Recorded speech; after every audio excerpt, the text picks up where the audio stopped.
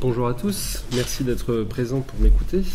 Peut-être pour commencer notre réflexion autour de la notion de centralisme et voir le rapport que cette notion entretient au thème de ces rencontres, peut-être intéressant et instructif de partir de notre sens commun en nous demandant ce que cela nous évoque. Peut-être que vous aurez tout d'abord en tête l'image de Paris, peut-être l'idée de centre ou encore le concept de jacobinisme.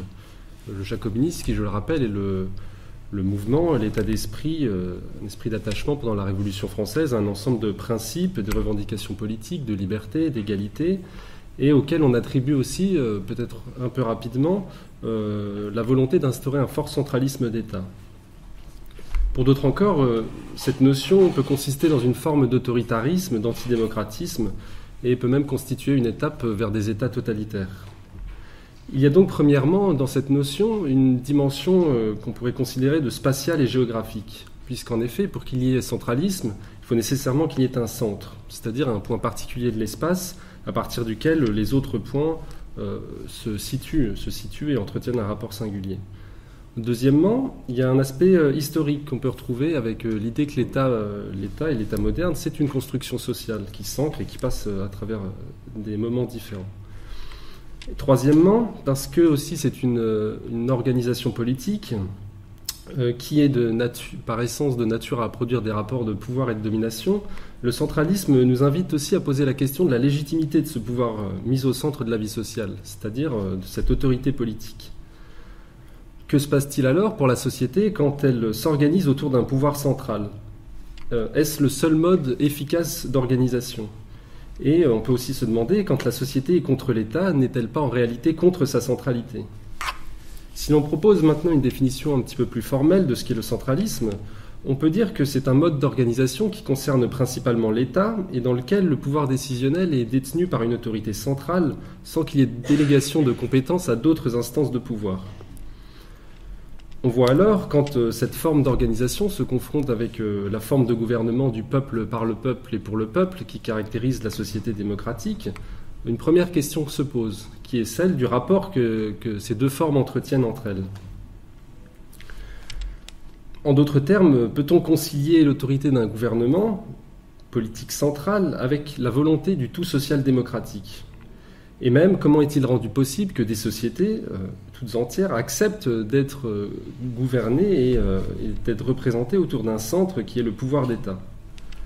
Pour répondre à cette question, il nous faudra peut-être dans un premier moment explorer l'émergence historique de cette forme de centralisme politique qui s'impose dans la modernité à travers l'État central. Dans un deuxième moment, nous nous intéresserons à ce qui justifie cette prépondérance historique. Et enfin, nous aborderons dans un troisième moment la question entre l'adéquation entre la légitimation de cette autorité centrale par des critères extrinsèques que sont l'efficacité et l'histoire, on va le voir, et la légitimation démocratique qui, elle, constitue la source du corps social lui-même. Pour commencer cette première partie, donc, je vais exposer brièvement le questionnement que suit Norbert Elias dans son ouvrage « La dynamique de l'Occident ». Il se demande alors comment, à partir d'un fractionnement géographique et politique du pouvoir en de multiples maisons seigneuriales, en arrive-t-on à un pouvoir centralisé et puissant à partir duquel émerge l'État moderne. Le point de départ, c'est donc dans la société féodale que le pouvoir est divisé en de multiples fiefs qui appartiennent à titre de patrimoine à des seigneurs qui sont en réalité relativement autonomes vis-à-vis du roi, voire totalement.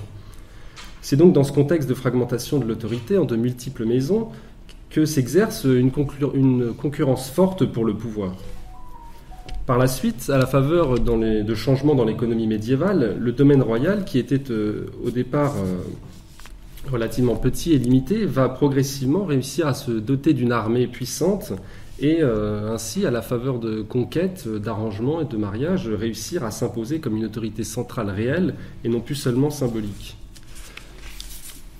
On peut déjà peut-être remarquer que cette domination est rendue effective par la détention du monopole militaire et fiscal, qui permettent d'en assurer la stabilité dans le temps. Le paradoxe que souligne bien Elias, il est double. Tout d'abord, la monopolisation de ce pouvoir, elle produit ce qu'on pourrait apparenter à une forme de cohésion sociale ou de paix sociale au sein du royaume. Deuxièmement, cette autorité, elle peut se maintenir sur un territoire qui s'agrandit de plus en plus que par une division des fonctions qui deviennent des relais de cette autorité et qui ne participent pas pour autant à la fragmenter. Cette division des fonctions qui va progressivement s'ouvrir, le monopole du pouvoir va progressivement s'ouvrir à d'autres sphères, et la concurrence ne s'exercera plus alors ainsi pour la détention du pouvoir central, mais plutôt pour la détention de fonctions au sein d'une administration régie par le droit et la procédure, et qu'on appellera bureaucratie. Il semble donc historiquement qu'il y a, à travers ce que nous montre cette étude d'Elias, de la jeunesse de l'État moderne, que cette jeunesse va de pair avec un processus de centralisation progressive du pouvoir politique, qui est lié à diverses exigences fiscales, militaires, économiques. Et de fait, dans l'histoire, on assiste bien à des phénomènes de centralisation qui sont indéniables et qui contribuent à la formation d'États puissants, et peut-être que la France en est le cas le plus frappant et le plus parfait. L'intérêt de la réflexion de Norbert Elias, c'est qu'elle permet aussi de saisir le passage de logiques historiques à des logiques plus sociales. Si le pouvoir se centralise progressivement au cours de l'histoire, c'est pas seulement en vertu de processus de concurrence aveugle, mais c'est aussi en vertu de systèmes de raison et de liaison entre des fins et des moyens. On peut alors se demander comment et pourquoi cette forme d'organisation qui centralise le pouvoir et la volonté politique en arrive à s'imposer non seulement en France, mais aussi plus généralement jusqu'à ce que l'État devienne la principale forme d'organisation de la vie sociale. Pour comprendre cela, il faut peut-être repartir de la définition de ce qu'est une organisation. Une organisation, c'est un groupement d'individus, d'êtres humains, qui se constitue en vue d'une fin, précisément parce que l'être humain lui-même est un individu qui vise des fins et qui prévoit pour l'avenir. En cela, toute société comporte nécessairement des organisations, ne serait-ce que pour construire une maison ou entretenir un feu, par exemple. Le sociologue et économiste allemand Max Weber, auquel on a une très belle conférencière, s'est justement intéressé à la question, dans son livre Économie et société, des déterminismes de l'activité sociale. Parmi celles qu'il identifie, il y en a une qui nous intéresse particulièrement, qui est le mode d'action qu'il appelle rationnel en finalité, ou téléologique. Cette manière d'agir, nous dit Weber, se manifeste lorsque nous agissons d'après les fins, moyens et conséquences subsidiaires, en confrontant en même temps rationnellement les moyens et la fin. Le principal critère qui apparaît donc ici pour juger qu'un moyen est adapté à la fin, c'est le critère de l'efficacité. On juge en effet qu'un moyen est bon lorsqu'il nous permet le plus facilement et le plus rapidement de parvenir à notre fin. Et donc, parce que les sociétés suivent un processus de rationalisation, elles adoptent, on pourrait dire, des formes d'organisation qui sont elles-mêmes de plus en plus rationnelles et donc efficaces. On pourrait alors penser que l'État centralisé est la forme que prend la société comme un moyen d'efficace pour s'organiser elle-même et parvenir aux fins qu'elle se donne. L'État se justifierait ainsi par cet impératif d'efficacité du point de vue de l'organisation sociale. C'est parce que la société parvient à s'organiser pour accomplir les fins qu'elle se donne grâce à l'État centralisé que cet État est justifié. On expliquerait ainsi parallèlement l'existence d'un gouvernement sur ce même critère. Une autre caractéristique peut-être que manifeste sans doute encore plus clairement l'organisation particulière qu'est l'État, c'est sa tendance, on l'a déjà évoqué, à produire de la cohésion sociale. Mais à la produire d'autant plus que cette cohésion se manifeste et se développe en éliminant les particularismes.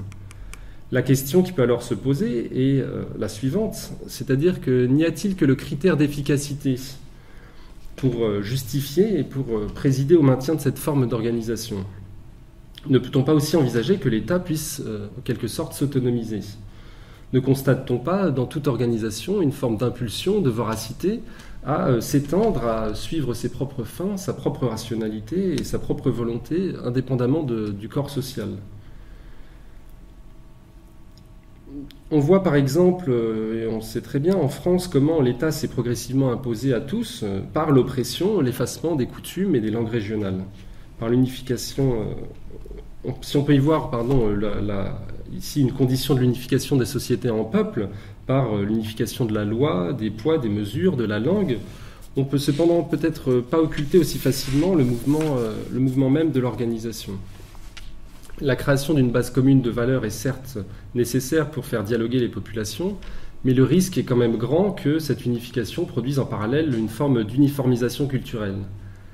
Comment alors des sociétés et des individus qui les composent pourraient-ils se reconnaître dans cet État et le reconnaître comme légitime ? Il faut peut-être, pour cette raison, chercher un deuxième critère pour comprendre la prédominance de l'État central. L'historien Ernst Kantorowicz nous en propose un autre dans son ouvrage « Les deux corps du roi », qui consiste dans un fondement théologique et symbolique du pouvoir royal. Ce critère, on le retrouve très bien dans l'article 5 de la Constitution, sous la forme d'un principe qui est celui de la continuité de l'État et qui se dérive aussi sous la forme du principe de continuité du service public. Ce principe veut que, peu importe les circonstances, l'État doit exister de manière continue. En cela, l'État possède un caractère sacré parce qu'il est une organisation du corps social qui ne peut, une fois institué, périr. L'origine théologique et symbolique de ce principe se situe au Moyen-Âge, lorsqu'émergent des discussions sur la double nature divine et humaine du Christ. Dans la monarchie de droit divin, le roi, qui est alors un représentant de Dieu sur terre, est lui-même concerné par cette problématique de la double appartenance à Dieu et aux hommes. Ainsi, les problèmes de succession trouvent-elles une solution dans ce principe qui veut que le roi ne meure jamais ? Ce même principe autorise au gouvernement et au président, à l'heure actuelle, de concentrer, en cas de force majeure, la puissance de l'État contre les libertés politiques, et pour maintenir cette fonction d'unification et de reproduction de la vie sociale. Le risque semble être alors de voir l'État centralisé s'avilir avec le temps dans une forme d'autoritarisme, menaçant la société tout entière qu'il prétendait pourtant organiser. Donc si on peut résumer peut-être brièvement, c'est qu'on vient de voir deux facteurs qui pourraient expliquer la prédominance historique de la forme centralisée de l'État, à savoir premièrement l'argument qui veut que dans un monde qui se rationalise de plus en plus, la centralisation apparaît comme la forme de l'État la plus rationnelle et aussi la plus efficace. Deuxième argument, serait l'origine théologico-symbolique du pouvoir central et qui expliquerait cette centralité par la persistance d'une conception théologique qui aurait fini par s'ancrer dans les institutions. La question est alors la suivante.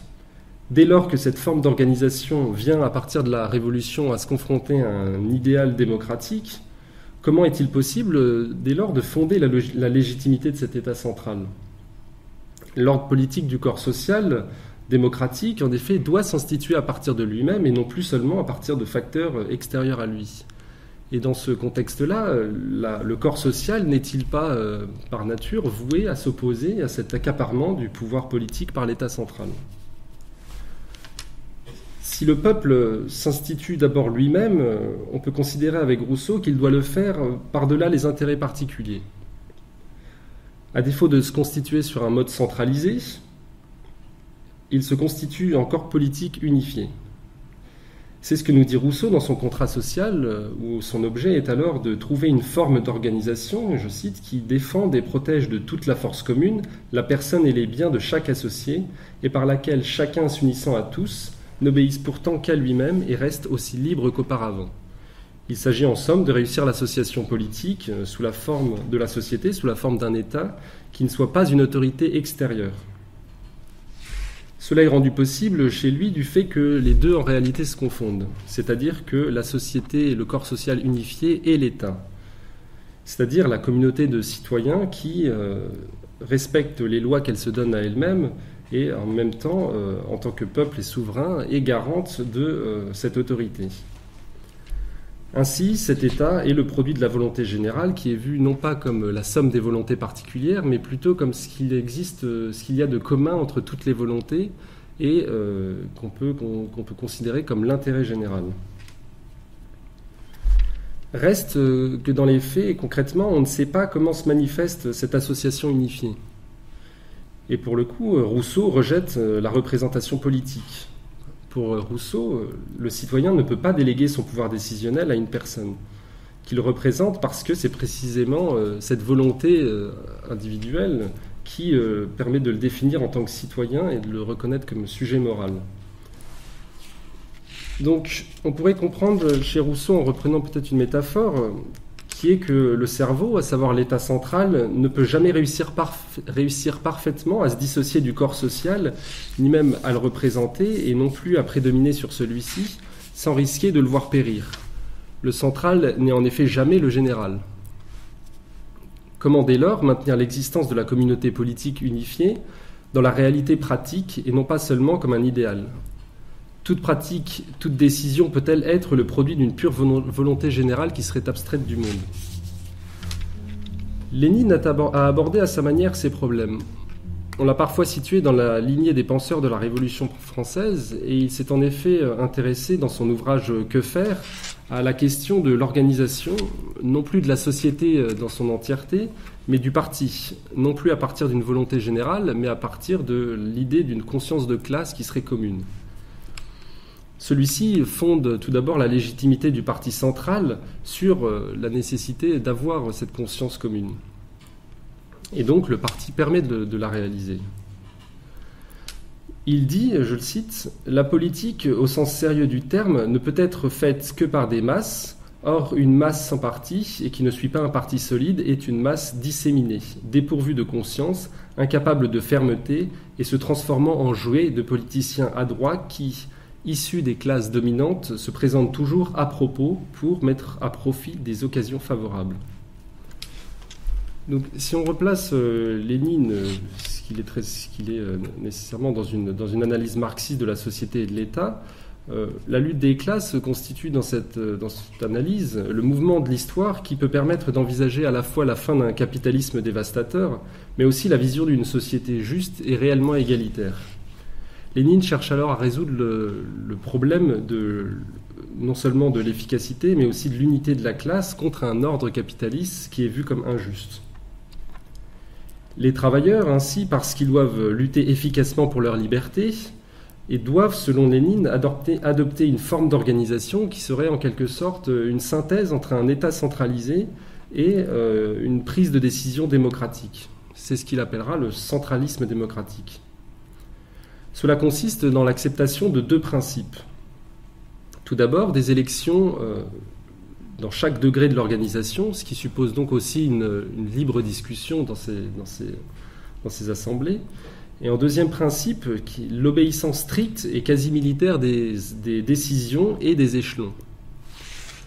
Reste que le parti est quand même régulièrement comparé à une industrie ou une armée, et que donc il repose essentiellement aussi, lui, sur un critère d'efficacité, et ainsi reconduit en quelque sorte le problème du risque de l'autoritaire.